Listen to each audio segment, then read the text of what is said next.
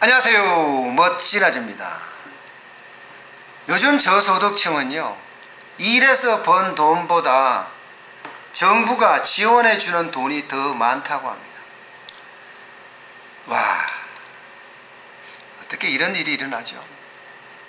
실제로 1분기 일해서 번 돈은 40만 4,400원이에요. 그런데 정부가 지원한 돈은 45만 1,700원입니다. 이 통계가 작성된 2003년 이후 처음이라고 이야기해요. 야, 참 우리의 자랑이 근면성실인데 그런 근면성실의 미덕이 어디로 갔나 하는 생각이 드는 것은 왜일까요? 그런데 왜 이렇게 버는 돈보다 지원한 돈이 더 많아졌을까요? 네, 맞습니다. 소득 주도의 성장 정책 때문입니다. 2년 동안 최저임금이 얼마나 올랐습니까? 29.1% 올랐죠. 주 52시간 근로제는요, 너무 성급하게 도입했다는 거죠. 주 68시간 근로제에서 갑자기 16시간을 단축을 했어요. 그러다 보니까 산업계 여기저기에 충돌이 있고 불협화음이 있어진 겁니다. 특히 자영업종에 엄청난 타격을 줬어요. 경기의 최끝단에 있으니까 아무래도 가장 빨리 영향을 받겠지요. 자영업종은요, 전체 취업자 수 중에서 25%나 담당을 하고 있습니다. 근데 여기에 큰 충격파를 주니까 어떻게 되겠습니까? 일단 직원을 내보내겠죠. 그죠? 그래도 장사가 안 되면 본인 스스로도 망하는 거예요.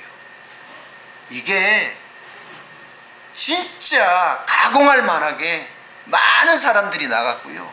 또 많은 자영업자가 폐업을 했습니다. 그러니까 일자리가 없어진 거예요.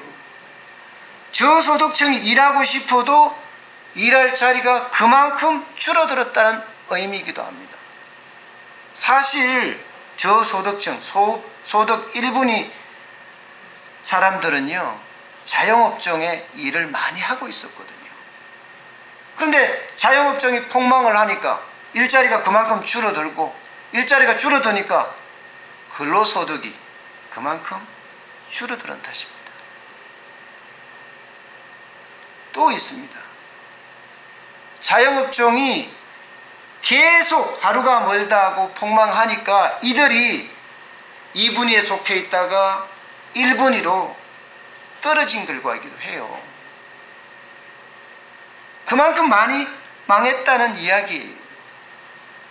반면에 노인 가구는요, 정부 지원금이 많아져서 1분위에 있다가 2분위로 올라갔어요. 하하하, 참 안타깝네요. 실제로 보면 통계청에 조사한 자료를 보면요, 65세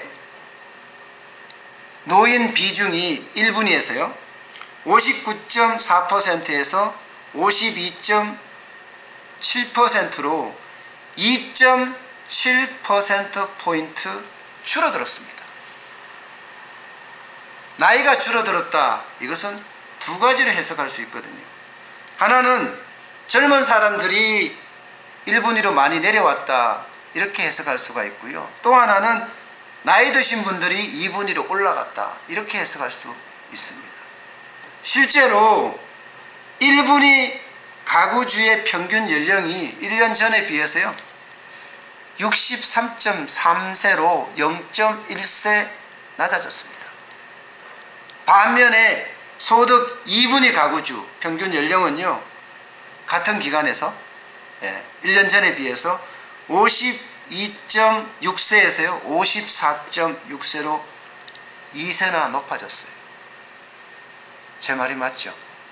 자영업자가 몰락해서 1분위로 내려오고요, 정부의 지원금을 많이 받아서 2분위로 올라간 결과라는 거예요. 그만큼 최저임금이나 혹은 주 52시간 근로제가 엄청난 영향을 미쳤고 그 중에 가장 많이 타격받은 곳이 자영업자들이라는 거예요. 1분 1로 전락했으니까요. 이제는 일해서 버는 돈보다가 정부의 지원을 받아서 받는 돈이 더 많아졌다고 할 정도니까요. 자, 문제는 앞으로예요. 앞으로 어떻게 될 거냐? 지금 계속 소득 주도의 성장 정책은 쓰고 있습니다. 최저임금 또 원래 어떻게 될지 모르죠. 아마도 저는 인하를 주장하고, 그죠? 또 실제 사용계는 동계를 주장하고 있습니다. 인하를 주장할 수도 있다고 하지만, 그리고 노동계는 20%, 두 자리 이상 주장하고 있어요. 그러니까 최저임금이 또 원래도 어떻게 될지 몰라요. 적어도 3 내지 4%에 결정될 것이라는 것은 이미 우리가 공지의 사실로 알고 있습니다. 청와대에서 그런 말이 새어나왔고요. 또 기획재정부에서 뭐라고 했습니까? 노동 생산성의 향상 수준을 올린다는 말도 있었잖아요. 그죠? 그런데 주 52시간제는 또 어떻게 돼요? 올 7월 1일부터 300인 이상 사업장이 적용이 되죠? 내년에 가면요 50인 이상 사업장이 적용이 됩니다. 그러면 그 파급 효과가 점점점 더 가공하게 다가올 거예요. 게다가 파퓰리즘 정책은 계속 이어질 거고요. 그러다 보면 정부가 지원하는 돈은 점점 늘어나고요. 근로소득은 점점 줄어들 수 있다는 뜻이에요. 그만큼 최저임금이나 주 52시간 근로제가 현장에 타격을 주고 거기에서 쫓겨나는 사람들이 많아진다는 의미입니다. 많이 쫓겨나니까 그에 대한 공적 부조도 만들어 줄 거고요.